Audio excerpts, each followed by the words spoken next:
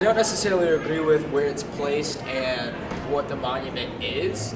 I like what it stands for, but I think there's a disconnect between what the university is trying to convey and what's interpreted by students of color on this campus and the way that it's used or the lack of respect it's given. I haven't really learned a ton of information about it, but I did look closely at it and I saw them supporting the top of the table, but I don't really know a lot about it. I think it's a really great thing because it's recognizing like the people who aren't recognized, like the African Americans and the slaves who built the school, kind of like they were recognized in the graveyard. But I just don't like when people sit on it. That's the only thing about it. Like we've kind of talked about how it's a little odd that it's like real low to the ground and then it's like, I don't know, people like eat on it and stuff and it's a little odd because it then like compared to like silent stand, like all standing like tall and everything, that it's kind of strange way to monument something when it ends up still like holding people up and like kind of seems disrespectful because a lot of people like just kind of sit on it, eat on it, don't really pay attention to it in the like normal monument way, I guess. Well, personally, I just don't like the way the monument is constructed in that, first of all, it's super tiny, and why does silent sand get to be completely huge? It's representing the Confederacy. And then also like the way the black slaves are holding up the university, and oftentimes the monument is often disrespected. People just go and sit there and it's just, I think its size and then just, I don't know, I just feel like it would be better made differently.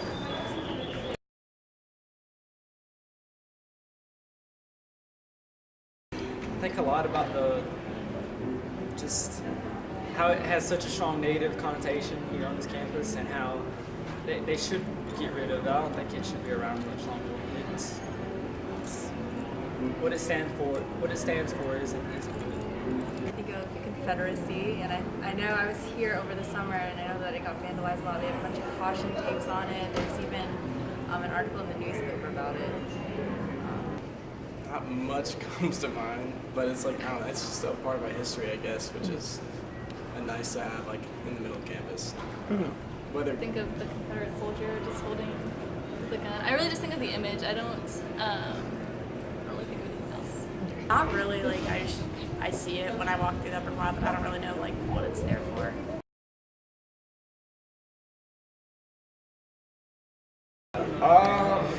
I see why it is, and like it's kind of a touchy issue. Like I've thought about it both, like myself, like I kind of believe that like we should acknowledge our history, like even though like we are kind of built on like somewhat of a racist, or a lot of our money came from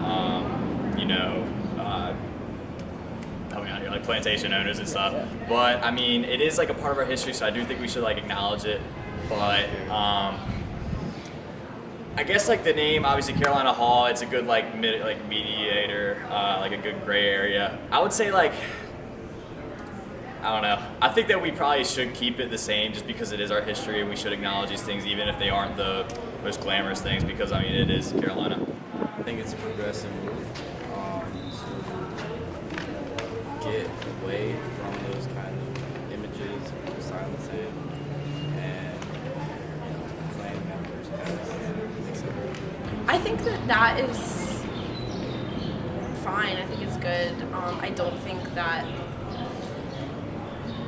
it is okay to have somebody who is known for such horrible things be honored in that way. I mean, I think on the flip side of that, as negative as this may sound, I mean, I do think that certain people did build this university and they do need to be honored, but I think like it is in the right of every person who attends this university to feel as though they're respected here and honored here. And I think if they don't feel honored because of a name or a place or a statue, like I think that the history needs to be acknowledged, and I think that needs to be honored. But I think it could be honored and memorialized in a different way than is, we're in a different time now, and I think there are certain aspects that are disrespectful and degrading to certain cultures, and I don't think that needs to be honored. Because they're trying to change it to like Carolina Hall was a negotiation, right? Yeah, I mean, it would have been nice to change it to someone that's like maybe less represented. But I think it's better than what it was. I think it's, from a university perspective, it's like the safest route to go, right? Because you're not appeasing both. You're not like tailoring to one side. You are kind of trying to bring people back to this whole thing of, we are the University of North Carolina, so Carolina Hall. But I don't think it solves those problems and those concerns that those that wanted it changed to Hurston Hall were fighting for. Although I think it's a smart move to take the middle ground, I don't think it solves the actual problem. And so maybe there needs to be discussion about that. Maybe people need to just sit down and talk about why it should be called Hurston Hall. And when I say people talk about it, I don't mean protests. I mean, no, people actually being able to talk to the chancellor and to like officials and explain their case and have something that can actually change. Because the truth of the matter is, protests only go so far. You actually need a seat at the table to get something done.